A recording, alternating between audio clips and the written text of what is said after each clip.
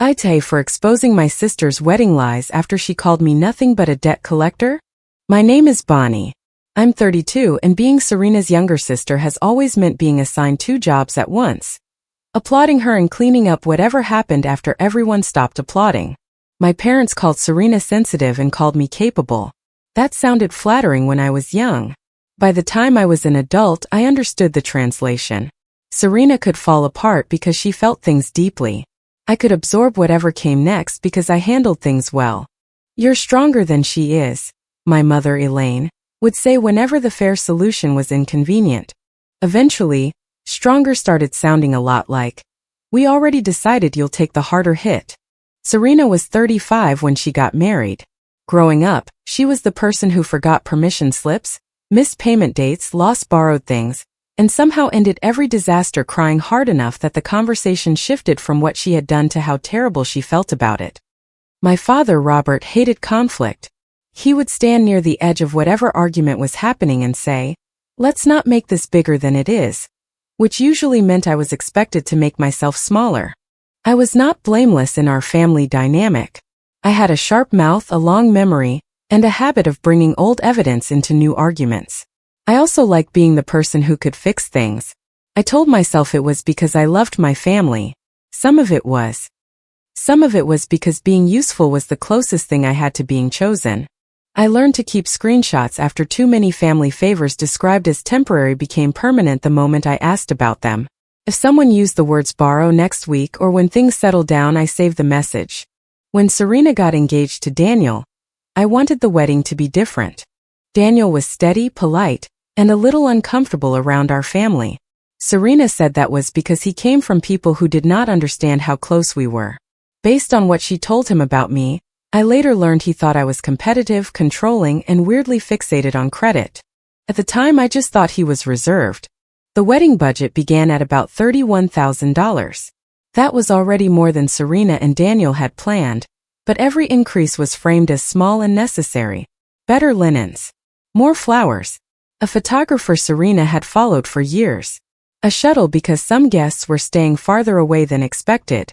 5 months before the wedding, Serena called me at 9:40 on a Tuesday night. She did not say hello. Don't get mad, but the venue deposit is due tomorrow. That sentence was practically our family anthem. What happened to Mom's transfer? I asked. There was a bank issue. What kind of bank issue? The kind where I need $3,200 by noon. I was sitting at my kitchen counter with a bowl of cereal going soft in front of me. Serena's voice had that thin, breathless quality she used when she wanted the problem to sound like an emergency that had happened to her rather than a deadline she had known about for weeks. I can't just send $3,200 because you called me at night, I said. I'll pay you back from the wedding gifts before we leave for the honeymoon.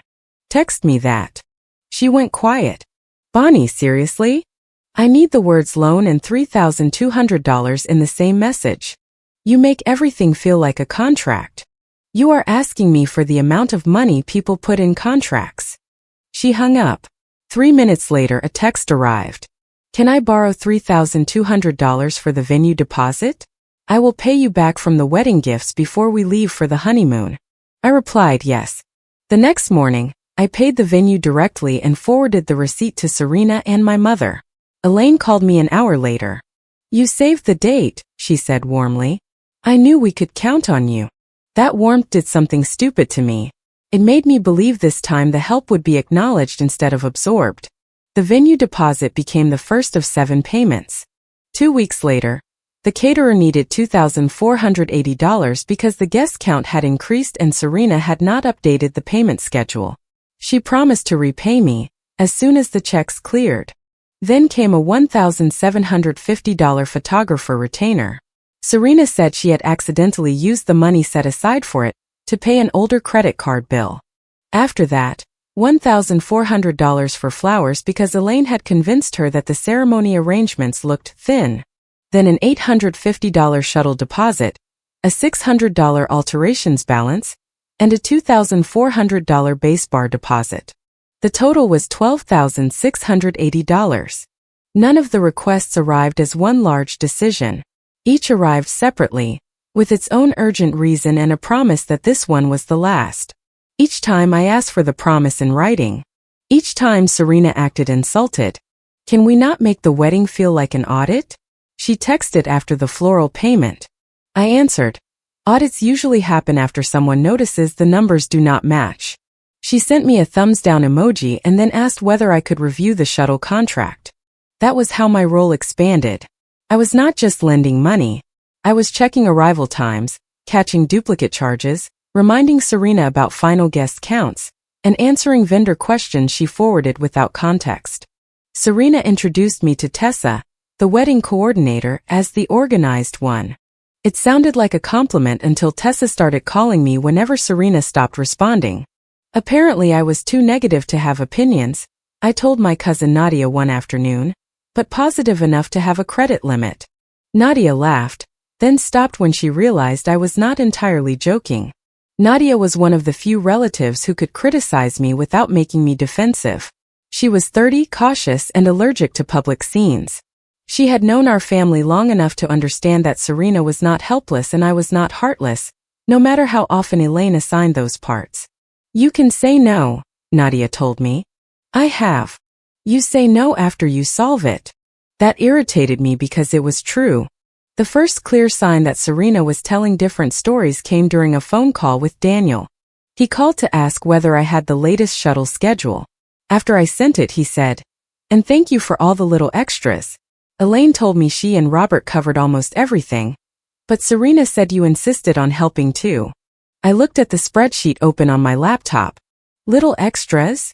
The flowers, some of the bar stuff. Serena said you wanted to contribute. There was a pause long enough for both of us to notice it. I should let you get back to your night, I said. After we hung up, I called Serena. What does Daniel think I paid for? She sighed before I had finished the sentence. Can we not do this right now? He thinks Mom and Dad covered almost everything. They did cover a lot. He called my payments a contribution. They are for the wedding. That is not what I asked. Serena lowered her voice. He doesn't need your spreadsheet anxiety right now. Does he know you owe me $12,680? He knows we're handling things as a family. That is not an answer. It is the only answer you're getting tonight. She hung up. I created a folder on my laptop called Wedding Reimbursement and saved every invoice, bank confirmation, and message in it. First, I told myself it was just practical. Looking back, that folder was the first time I admitted I did not trust her. I still did not tell Daniel. That choice matters. I could say I stayed quiet because it was not my relationship and I wanted Serena to correct the story herself. That was true. I could say I knew she would call me jealous and Daniel might believe her. That was also true. There was another reason that made me look worse. Part of me wanted Serena to get so deep into her own story that she could not charm her way out of it. A month before the wedding, she asked to borrow our grandmother's pearl comb. Our grandmother had left it specifically to me. It was not worth a fortune. The pearls were small, and one had a faint scratch near the base. What mattered was the note folded into the box in my grandmother's handwriting. For Bonnie, who notices what everyone else misses. Serena wanted to wear it during the ceremony. It should be with the bride, Elaine said when I hesitated.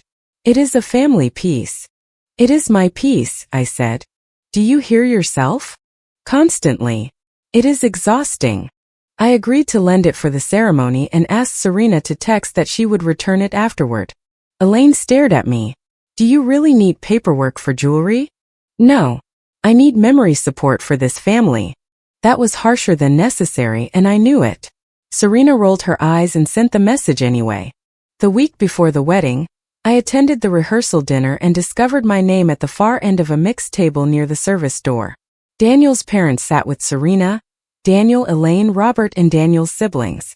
Daniel's sister Claire looked at my place card and asked, "Why aren't you up there? Your immediate family." Before I could answer, Elaine said, "Bonnie asked for somewhere quieter." "I didn't request it," I said. "But I am learning a lot about my preferences tonight." Elaine's smile tightened. Later, Serena pulled me aside near the restrooms. "Can you stop making little comments? Can you stop inventing requests for me?" It was seating.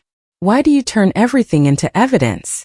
Because you keep changing facts and then acting offended when I remember the original version. She looked over my shoulder to make sure no one was near us. Do not embarrass me tomorrow. That warning landed strangely. I had not threatened anything. I had corrected one lie about a chair. That night, Nadia sent me a screenshot. Serena had apparently shown several relatives a message from me that read, "I paid it because I wanted you to have the wedding." I remembered the full exchange. I searched my phone and found it. What I had actually written was, "I paid it because I wanted you to have the wedding, but this is still a loan until you repay me from the gifts." The screenshot ended after the word wedding. I sent Nadia both versions. "A crop is not a misunderstanding when the missing sentence is the debt," I wrote. Nadia called immediately. "What are you going to do?" "I don't know. You could talk to Daniel tonight." "I could. But Serena has spent months telling him I'm jealous. If I show up before the wedding with a folder, I become exactly what she described." Nadia was quiet. Then she said, "You also sound like you want her to say it where other people can hear." I looked at the messages on my screen. "I want one version of the truth to survive the weekend." That wasn't what I said. I know. The wedding morning made the situation clearer. Serena had printed a task list and left it on a chair in the bridal suite. My name appeared beside gift table, vendor envelopes, shuttle confirmation, emergency kit, and final count. My name did not appear on the family photo schedule. I checked twice. There were photos with grandparents, siblings, cousins, each set of parents, and both immediate families. I was not listed in any of them. I found Serena in front of a mirror while a stylist adjusted her veil. Where am I in the family photos? She kept looking at herself. We had to simplify. You added a photo with your college roommates. They flew in. I lent you $12,680. The stylist stopped moving. Serena turned around slowly. Can you not say that in here? I asked where I am in the photos. You always look angry in pictures, Bonnie. No one in the room moved. Serena seemed to realize how that sounded, but instead of taking it back, she kept going. And you make people uncomfortable when you're in one of these moods. I need you calm today. I need you useful. There it was. Not sister. Useful. I picked up the task list, crossed my name out beside the jobs I had never agreed to, and handed it back. You invited a sister, I said. You scheduled a loading dock. Elaine followed me into the hallway. Do not do this to her today. I asked to be in one family picture. You know Serena gets overwhelmed. Then maybe stop building her life out of things other people have to hold up. I waited until after the ceremony to retrieve the pearl comb. I did not interrupt anything. When Serena returned to the bridal suite before the reception, I told her I wanted it back as agreed. She stared at me as if I had asked for her veil. The photographer wants more portraits. You said after the ceremony. Bonnie, it is in my hair. There is another comb on the table. Elaine said, this is childish. I met Serena's eyes. You don't get to borrow family after telling me I don't photograph like one. That line was designed to hurt. It worked. Serena's face changed. For 1 second I thought she might apologize. Instead, she yanked the pins loose and dropped the comb into my palm. A stylist replaced it with a plain silver one from Serena's accessory bag. No portraits were ruined. No one outside the suite knew. But Serena glared at me as if I had stripped something essential from her. I put the pearl comb back in its box, wrapped the box in a clean hand towel, and placed it at the bottom of my bag. Then Tessa found me. She was waiting near the ballroom entrance with a tablet pressed against her chest. Bonnie, I need your authorization on the reception edition. What edition? The extra 2 bar hours and late-night food service. She turned the tablet toward me. The change order was for $3,950. My name appeared under billing contact. The last 4 digits of my card were listed beneath it. I felt cold in a way that had nothing to do with the air conditioning. I never approved this. Tessa frowned. Serena emailed that you had. Show me. Tessa opened the message. Bonnie is covering all reception day editions. Her card is already in the portal from the original bar payment. She has approved anything needed to keep the night running. I read it twice. I approved one $2,400 base bar deposit, I said. I did not approve this. I need authorization from the cardholder. You do not have it.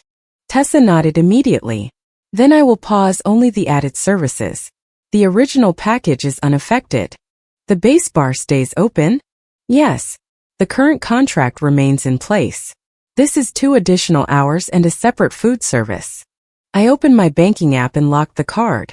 Then I emailed Tessa from my own address, stating that I had not authorized the $3,950 change, that my saved card could not be used for new charges without direct approval, and that all future billing communication had to go to Serena and Daniel.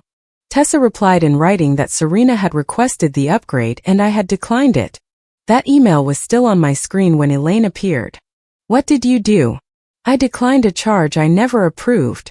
Her eyes flicked toward the ballroom. Unlock the card. No. Bonnie, we will sort it out next week. Put that in writing. This is not the time for one of your games. Charging $3,950 to my card is not a game. Her voice dropped. Daniel cannot hear about another money issue today. I looked at her. What other money issue? She folded her arms. Not today. That phrase has cost me $12,680. Act like family for 6 more hours. I have been acting like a bank for 5 months. She stepped closer. If you cause a scene, I will have you removed. I am standing in a hallway talking quietly. The only person trying to use my card is you. Elaine's expression hardened. You have always resented how easy things come to Serena. I almost laughed. Easy things come to Serena because the rest of us carry them in. Robert joined us before Elaine could answer. He looked tired, which was his usual expression whenever someone else had done something he did not want to address. Not here, he said. Dad, did you know Daniel thinks the $12,680 was a gift? He rubbed the side of his face. We'll sit down next week. Did you know? I didn't know every detail. That is not what I asked. He glanced at Elaine. Daniel was not the only man in that family who looked at his wife before answering a direct question. Robert lowered his voice. He does not need every detail today. That was the answer. They both knew enough. I said, you spent my whole life calling Serena fragile so you could feel noble for protecting her. All you taught her was that rescue and love are the same thing. Robert flinched. Then I added, and you have spent 30 years renting out your spine to whoever cries first. That line was cruel. It was also not necessary. I regretted the way it landed even before he walked away. Elaine did not flinch. You will apologize for that. Probably. I am still not unlocking the card. Nadia found me 10 minutes later near the gift table. You need to see this, she said. She showed me a group message Elaine had sent to 2 relatives assigned to help with cards and gifts. Please give every cash envelope and check directly to me. Do not hand anything to Daniel's family. I will make sure the first obligations are handled before Serena and Daniel leave. I read it slowly. The first obligations. 3 days after the wedding, a payment was due on a debt Serena had once admitted was around $20,000. Months earlier, she had told me it was $19,400. She also told me Daniel knew about it and that it was almost paid. Now I was not sure he knew either fact. Nadia looked sick. I thought your mom was just being controlling, she said. I didn't know it was accounting. Serena promised to repay me from the gifts. So what was Elaine planning to pay first? Not me. I asked Tessa how gifts were supposed to be handled under the venue agreement. She checked and said the couple had designated a secure room, with access assigned to Serena and Daniel. Elaine's private instruction did not override that. Can you have the envelope secured according to the agreement? I asked. Tessa nodded. I can follow the contract. I opened my wedding reimbursement folder. For months, the documents had felt like a private defense against being told I remembered things wrong. Now, arranged together, they showed something larger. 7 payments totaling $12,680. 7 repayment promises. The cropped screenshot. Serena's email naming me as payer for all reception additions. Elaine's instruction about the gift envelopes. The $3,950 change order I had never approved. I did not include old family arguments or unrelated favors. I did not include every insulting message. I did not need a manifesto. I needed dates that could not cry, shout, or change their story. With Tessa's permission, I used the Venue office printer and made 3 copies of a 1-page timeline with the key supporting messages behind it. Nadia watched the pages come out. "You can leave," she said. "You don't have to win this room." "I don't want to win the room." She gave me a look. "Okay," I said. "I don't only want to win the room." "I believe you," she said. "I also think you want them watching." I stacked the copies. More than I should. Before dinner service, I found Serena alone in a service hallway. She was checking her lipstick in her phone camera. I held out the printed timeline. "What is that?" "Your last private chance." Her face tightened. "Bonnie, I do not have time. Tell Daniel the $12,680 was a loan. Remove me as a billing contact. Correct the story before dinner." She looked down at the first page, then pushed it back toward me. "You brought a financial packet to my wedding. You brought my card into your vendor portal. It was going to be repaid. Then call it a loan. Why are you making a technical distinction right now?" "Because the distinction is $12,680. Serena stared at me. Then she said, "You want me to confess in my wedding dress? I want you to stop lying in it." Her eyes filled. Serena could cry quickly, but this time she held it back. "You have wanted to punish me since I got engaged." "No. I wanted you to pay me back. You knew what this weekend meant to me. And you knew what the word borrow meant to me." She folded the timeline in half. "If you say anything, you will look unstable. Everyone already knows how you get about money." That sentence settled the last uncertainty. The slideshow had not happened yet, but the defense was already prepared. I was jealous. I was controlling. I had misunderstood a gift. I was trying to ruin the wedding over money.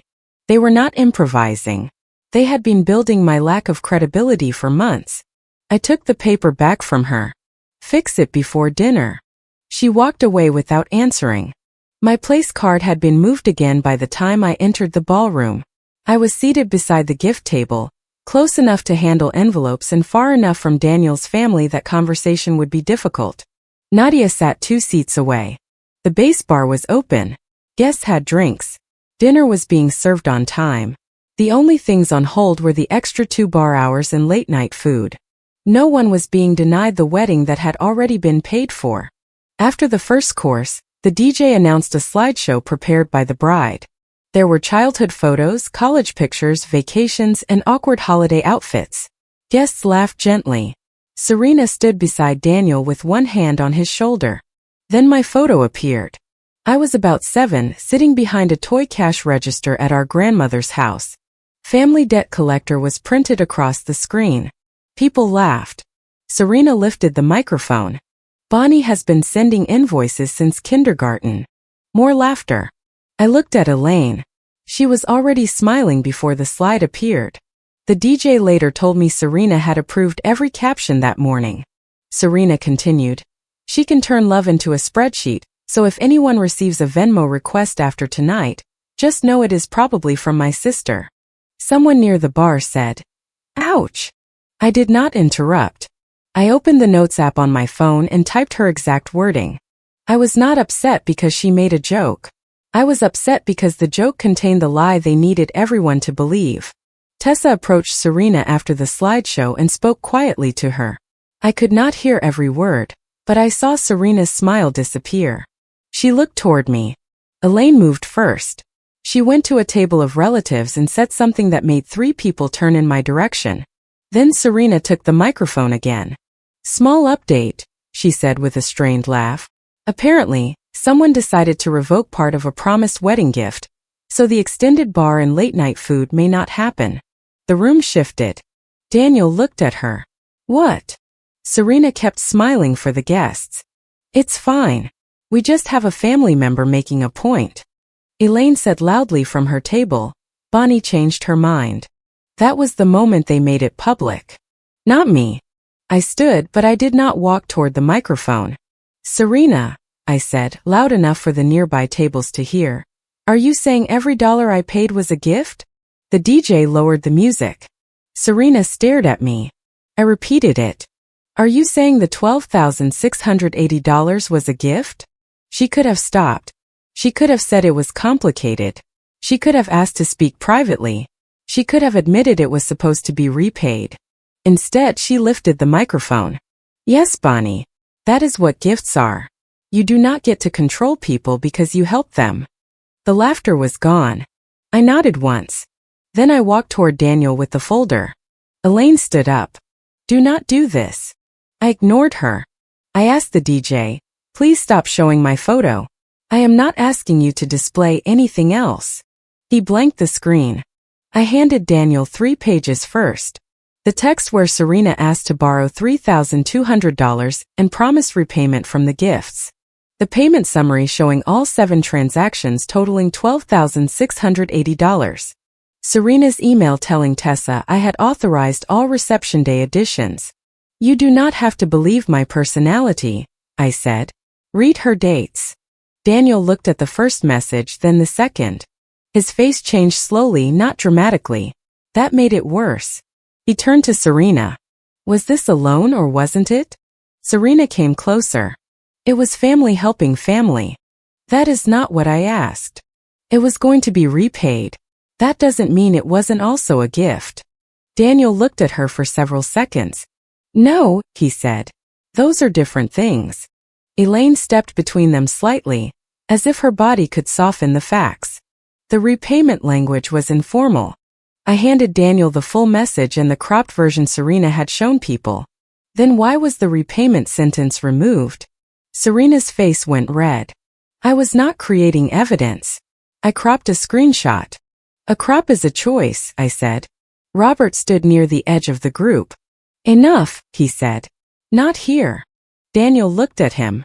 Did you know about this? Robert opened his mouth, then closed it. I knew there were family arrangements. Daniel turned back to Serena. How much do you still owe besides this? Serena looked at Elaine. Daniel's voice sharpened. Serena, don't look at your mother. I'm asking you. The room was almost silent now. I could hear silverware from the far side of the ballroom. Serena said, I have some balances. How much? It is being handled. I handed him the page with Elaine's gift table instruction and the note about the $19,400 debt Serena had previously disclosed to me. I do not know the current amount, I said. She told me $19,400. She told me you knew and that it was almost gone. Daniel looked at Serena. Is that true? Serena's eyes filled. You are doing this at our wedding. He did not raise his voice. Is it true? Elaine said. Daniel, tonight is not the time. He looked at her. You instructed people to give you our envelopes. I was protecting Serena from financial pressure. From me. From a chaotic day. He held up the page. Was this money going to repay Bonnie? Elaine hesitated. That hesitation answered him. Serena turned on me. You are weaponizing everything you ever did for me. I had thought of a dozen speeches in the venue office. None of them came out. What I said was, then stop calling it help every time you mean access. Serena looked like I had slapped her. Maybe the sentence was cruel. Maybe it was the cleanest truth I had said all day. Daniel asked one more question. Did you list Bonnie as responsible for additions without asking her? Serena wiped under one eye. I thought she would cover it until the checks cleared. You told the coordinator she approved it.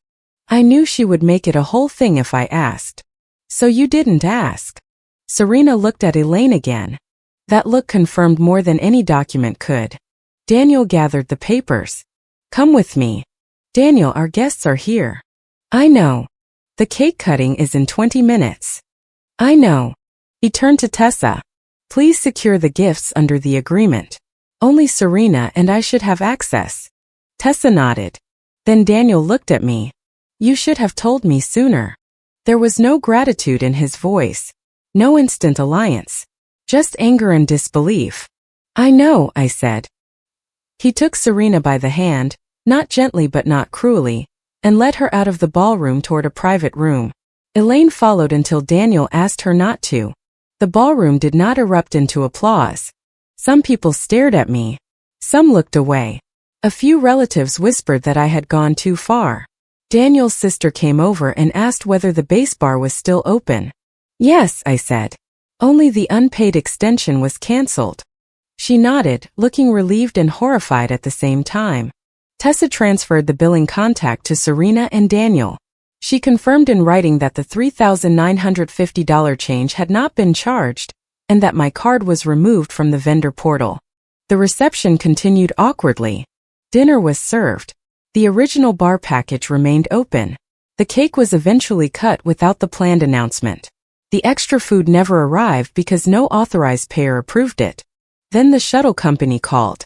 One of the pickup times had been entered incorrectly, and several guests were waiting at the wrong entrance. I had the driver's direct number in my phone. I could have fixed the problem in one call. Elaine came straight to me. Call the driver. No. Bonnie, people are stranded. They are at the other entrance, not in the wilderness. You have the contact. So does the emergency binder. I do not know where the binder is. I picked it up from beneath the gift table chair and handed it to her. Inside on top I had placed a card that said, "Ask the person who approved it." That was petty. I will not pretend otherwise. Elaine read it and looked at me. Are you enjoying this? More than I should. She shook her head as if that proved everything she had ever said about me. Maybe it proved some of it. I left before dessert. In my car, I placed the pearl comb on the passenger seat. I sat there with both hands on the steering wheel, while the music from the ballroom vibrated faintly through the building walls. I had imagined that comb becoming a good memory. I had imagined helping Serena pin it into her hair, and seeing it later in a framed photo. Instead, it was wrapped in a hand towel beside a folder of receipts. That was when I cried. Not because I regretted protecting my card. Not because I thought Serena's lie should have survived the night. I cried because the argument confirmed what I had spent years trying not to understand. My family had kept me close because I was useful and kept me outside because inclusion might have required treating me as an equal. My phone started vibrating. The family group chat filled faster than I could read. Elaine, call me now. Robert. Stop posting private information. Aunt Melissa. Is the bar closed? Nadia. The original bar is open. Serena. You ruined my wedding. Elaine. We can fix this if Bonnie stops escalating. Uncle Ray.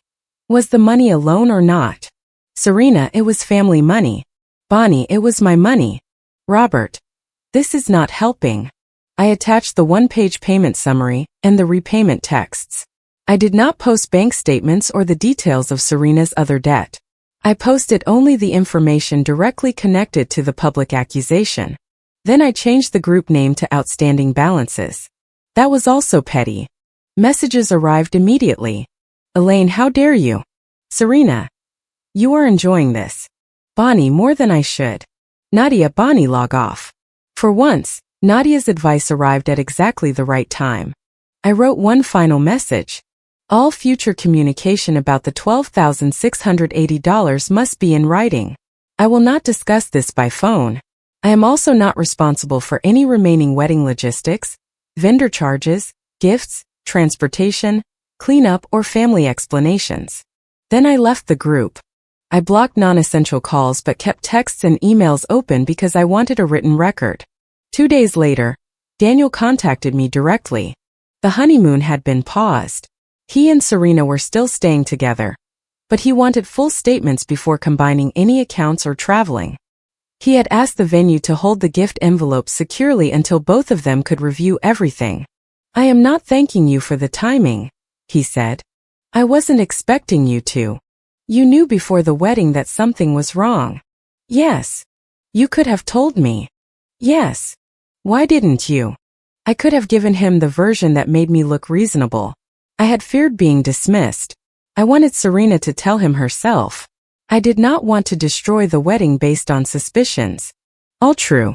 Instead, I gave him the whole answer. I was afraid you would believe her. And part of me wanted witnesses when the story collapsed. He was quiet. At least that is honest, he said. It does not make it admirable. No. He confirmed that Serena had described me as jealous for months. She had told him I volunteered the money because I felt guilty for being unsupportive. She had told him her other debt was nearly paid, though the statements showed otherwise. He did not tell me every detail and I did not ask. I sent Serena and Elaine a formal repayment request for $12,680. I attached the 7 payment records and offered an installment plan. I also requested written confirmation that my name, email, and card information had been removed from every vendor account. I did not include the $3,950 upgrade because it had never posted to my card. I gave them a reasonable deadline and stated that if they ignored the debt, I would consider pursuing an appropriate civil claim. Elaine replied first. I cannot believe you are threatening your sister after what you did to her wedding. I answered, a repayment request is not a threat. It is the next step after repeated non-payment. Serena sent a longer message. She said I had embarrassed her in front of Daniel's family, damaged her marriage, and turned a stressful budgeting problem into a public humiliation.